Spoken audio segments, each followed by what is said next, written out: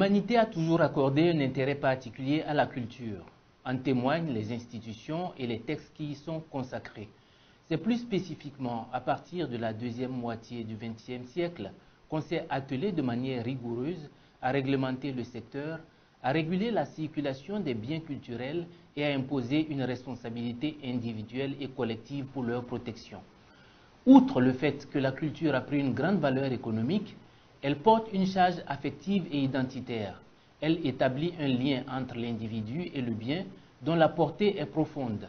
C'est entre autres cet élan affectif qui fonde l'initiative des pays africains de réclamer le retour de biens exportés de façon non consensuelle et non conventionnelle. Avant d'aborder le fond du sujet de notre entretien de ce jour, je vous propose une définition basique de la culture et des biens culturels. Le patrimoine culturel, je dirais que c'est tout ce que nous héritons de nos parents, qui est naturel, culturel, historique, mobilier, immobilier et immatériel. C'est-à-dire que tout ce que nous avons comme pratique culturelle, ça peut être comment nous faisons nos mariages, comment est-ce que nous pleurons nos morts, comment est-ce que nous pouvons aussi compter, comment est-ce que nos langues à nous fonctionnent, comment est-ce que nous faisons la chasse, comment est-ce que nous conservons la nature, ainsi de suite. C'est une définition qui est tout à fait ouverte et aujourd'hui avec la nouvelle donne sur la nature, on vous dira même que l'air devient un patrimoine parce que justement ça dépend des manières dont on se comporte devant cette nature, comment on la conserve et du coup ça devient un patrimoine. Avec Dr Samuel Kidiba, directeur de l'École du patrimoine africain, notre invité pour ce numéro de Culture d'ici et d'ailleurs, nous parlerons donc de restitution des biens culturels, cheval de bataille de dirigeants africains, pour nous interroger sur les enjeux de ce combat. Est-ce un phénomène de mode, un effet conjoncturel ou une prise de conscience de la nécessité d'une nouvelle approche de développement? C'est une question qui a été posée depuis au milieu du XXe siècle, sinon à la fin du XXe siècle. Et plus particulièrement lorsque le DG, le directeur général de l'UNESCO, M. Matarmbo, en 1978, a posé ce problème de restitution des biens culturels en Afrique. Pourquoi? Parce que depuis cette époque-là, on a pensé que le patrimoine culturel, c'est ce qui fait le développement d'un pays. Donc, effet de mode, je ne dirais pas non, mais plutôt c'est une question qui est là depuis longtemps et qui se pose en Afrique comme étant une question majeure pour le développement des pays africains. Et si aujourd'hui on repose la question, étant entendu qu'il y a beaucoup de problèmes qui se posent en Afrique, problèmes d'environnement, problèmes des jeunes qui vont se jeter la tête baissée à la mer, le problème de chômage, ainsi de suite, de conservation de la nature, je pense que ça ne devrait pas être entendu comme un effet de mode, mais plutôt ça devrait être pour nous un début, sinon un commencement de prise de conscience. L'Afrique aujourd'hui, si elle veut se développer, justement doit prendre cette conscience-là en se disant, nous avons une richesse culturelle, nous avons des biens culturels, nous avons un environnement culturel qui est encore, je dirais, vierge. Et aujourd'hui, si l'Afrique veut se développer, eh bien, il faut sincèrement qu'il y ait cette conscience autour de cet héritage que les ancêtres nous ont légué.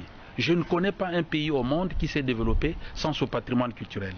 Regardez la carte du monde, vous verrez qu'il n'y a aucun pays au monde qui est développé ou qui s'est développé ou qui est en train de se développer et qui n'a pas une langue nationale, une langue à eux qui peut faire que justement que le développement soit basé sur ce patrimoine qui est la langue, qui est le vecteur de tout développement.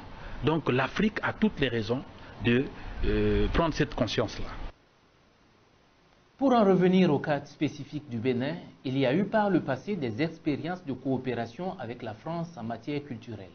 Citons la campagne initiée par la Fondation Zinsou qui a permis de faire revenir temporairement au pays le trône de Béhanzin il y a quelques années. La démarche du président Talon, dont le point d'orgue reste le point de presse conjoint du 5 mars 2018 avec son homologue français, vise probablement plus loin. Mais le chemin fut long pour en arriver là et les tractations sont loin d'être terminées. Ce qui est vrai, c'est que les temps ne sont plus les mêmes. Le temps de François Mitterrand et du président Macron, ce n'est plus la même chose. Mais il faut dire que il y a, dans un pays comme la France, que je connais un peu bien, c'est qu'il y a des lois. Il y a des lois qui régissent justement la conservation des biens culturels. Donc, lorsqu'un bien rentre sur le territoire français, il est soumis à des lois qui sont votées à l'Assemblée. Et donc, du coup, lorsque le président béninois va coopérer, va demander à ce que les biens culturels du Bénin reviennent au Bénin, il y a des lois, même si le président Macron a dit oui, ça doit repartir, mais il y a des lois, il y a des conventions déjà. Il y a eu la convention sur la restitution des biens culturels.